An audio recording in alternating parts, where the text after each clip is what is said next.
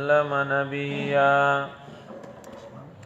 أعوذ بالله من الشيطان الرجيم. بسم الله الرحمن الرحيم. وإن كان ذو عسرة. سورة البقرة درم سپارہ 280 نمبر آیات کریمہ درس تے 280 وَإِن كَانَ ذُو عُسْرَةٍ او کچری دا قرضدار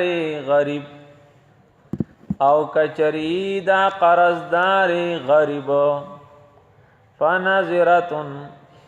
پس انتظار کول دی اِلَى مَيْسَرَةٍ تر مالدار پوری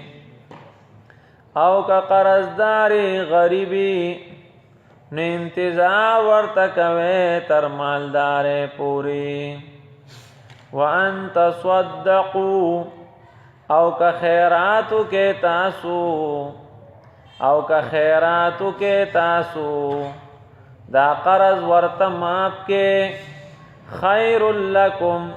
دا بډیر غوره استاسو د پاره ان کنتم تعلمون کتاسو پوهیږئ.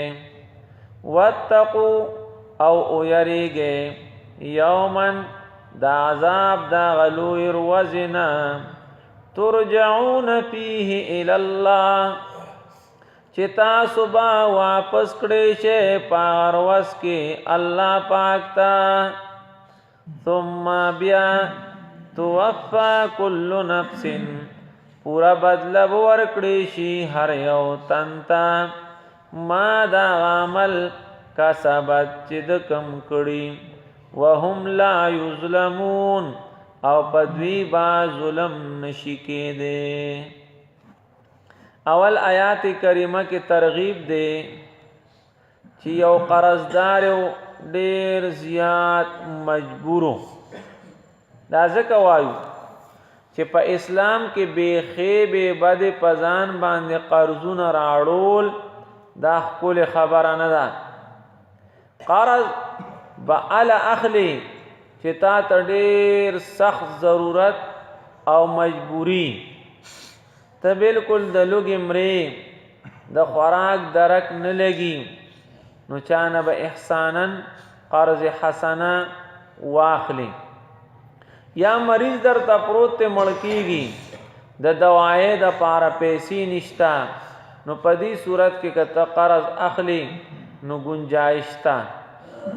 خود پټو د زیاتولو د پاره چې جری پټې دیته وي دوی کوی او د سیوا کولو د پاره ته قرضونه راخلی بنگلی جوړه گاڑی اخلی کارخانه لګي. اسلام د دې قرضونو اجازت نه ورکي. دا خوندوره خبره نه ده. او تا چاله قرض ورکو احسانا الله رب العزت وی وسغه سرشتنه غریب دی نو ګوره چې تا دې غریب سره مدد وکړو نو دا حدیث شریف کې راځي چې مثال د میاش په نیټه تا قرض ورکو. اول خو نیټو میټو ته مجت نشتا ځکه تا باندې څه قرض کړي قونډې چې نیټې پکې دی خو چې کله د سروشي زر ورکوا خو زه مثال په تور یو میاش نیټه ده پکې په قرض پیسو کې اوس په دې قرض پیسو باندې میاش 13 شوا نو د حدیث ته وګورو چې تا چاله 1000 روپے قرض ورکړي دي نو هر ورځ الله رب العزت ستا د پاره په عملنامه کې د 1000 روپو د خیرات ثواب لیکي. میاش 13 شوا تا داغه نه مطالبه وکړه چې رورا غتا د ضرورت لپاره تاوي ما ته مریض مړکیږي دوايي له پیسې نشتا تا 1000 روپے غست ورا کنه هغه درته وی کاکا یو میاش را ته بیا وګوره نو یو میاش ته بیا ګوري نو حدیث شریف کې راځي چې بیا هر ورځ تعالی الله پاک د ډبل یعنی د 2000 د خیرات ثواب روزانه په عملنامه کې لیکي. الله پاک وی کاغه بالکل غریب دی کیږي ور سره نه اتا تم پته ده نو داسې وکړه چې معاف یې که ورته وان تصدقوا که دا سر دې ورته معاف کو نو الله رب العزت وایي چې په دې کې ډېر زیات ستا دپاره پیدا ده خیر لکم څومره پیدا ده میدان حشر کې چې کله سخت ګرمي نو د عرش معلا په سوري کې لکه څنګه چې نور خلق پي نو داسې به هغه خلق الله پاک د خپل د عرش معلا په سوري کې ولځې ورکي چې چاته قرض معاف کړي داسې قرضداري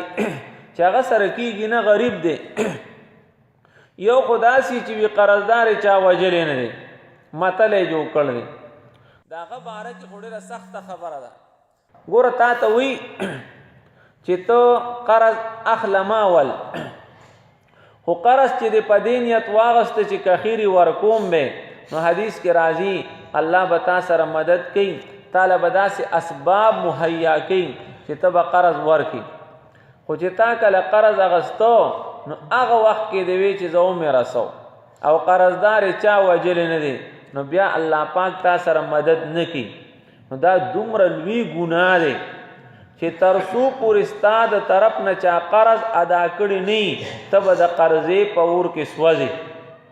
محبوب جنازه کوله چا ورته وي جي قربان دا چې په چا باندې جنازه کې په ده ګورې قرضه ده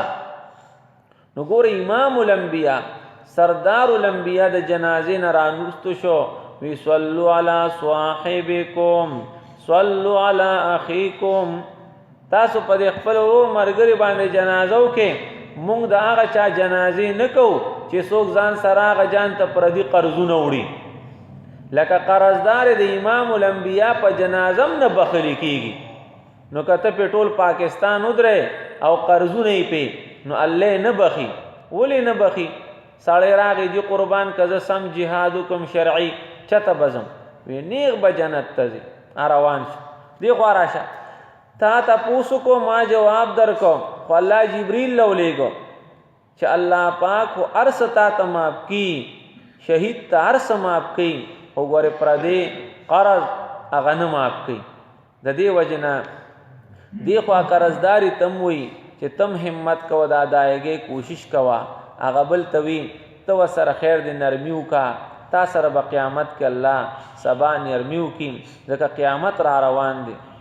او حدیث شریف کې راځي چې مخکې یو کس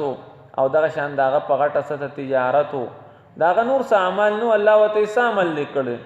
یا الله ما خو څه عمل نه دی کړی او یو عمل و چې ما سره کم نوکرانو نو هغې ته به ما وي چې ګورې قرضدار به تنګوې نه ښه مهلت ولا ورکوې نرمي ورسره کوې ښه تا زما بندګانو سره نرمي کوله مونږ تا سره نرمي کو زه جنت ته ورپسې یاد کې وایي واتقوا یوما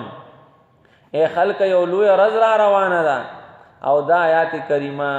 بالکل اخیرنی آیات کریمه دی نه هر ورځې پس محبوب د دې آیات کریمه د نزول نه هر ورځې پس د دنیا نه بیا تشریف یوړو خو ته ګوره د قرآن د اخیری آیات ته چې الله پاک پکې فکر آخرت موږ ته ذکر کوي د کم سړي چې دا فکري چې بای زبا الله ته مخامخ کېږم دی به سودونم نه کوي دی به بیخې به بدې وچ په موچ هسې بیخې به بدې قرضونم نه اخلي او چې قرض والي نو د هغې د ادایګۍ به فورا کوشش د ادایګۍ کوي چې هسې نه هغه جان ته لاړ شم او پردي قرضونه یې را باندې وي واتقوا یوما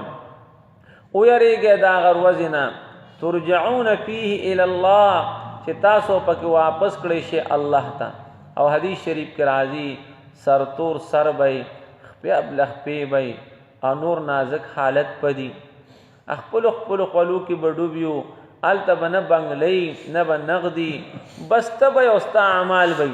او لیس بینه و بین الله ترجمان داسې حدیث کې راځي چې ستا او د الله په منځ کې به څوک ترجمانی کوونکی هم نه ډایرکټ په درنه الله تپوس کوي عن عمره فیما افنا عمر د سکه تیر کړو عن شبابه فيما ابلا ځواني د سکه تیر کړو وعن ماله من اين اكتسبه وای مال د څنګه ټلو وای مال د څنګه لګولیو اپ خپل معلومات باندې دی عمل سمره کړو. الله وی دا سي راز دا چې خلکو خو متل جو کړ دی د ځان د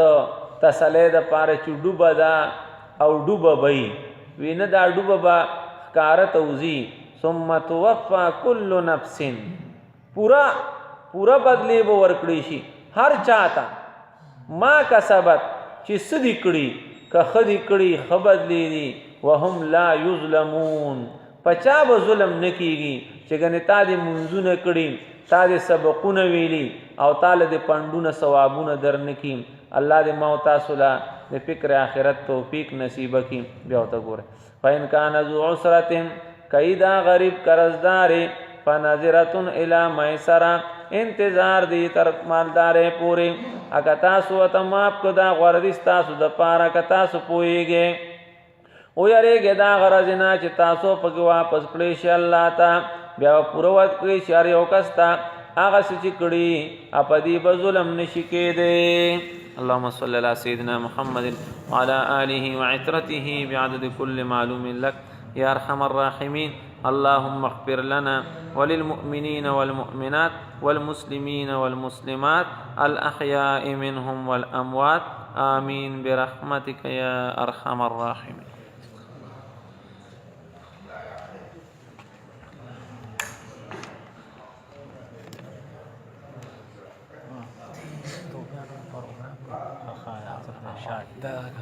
دا شعر موبایل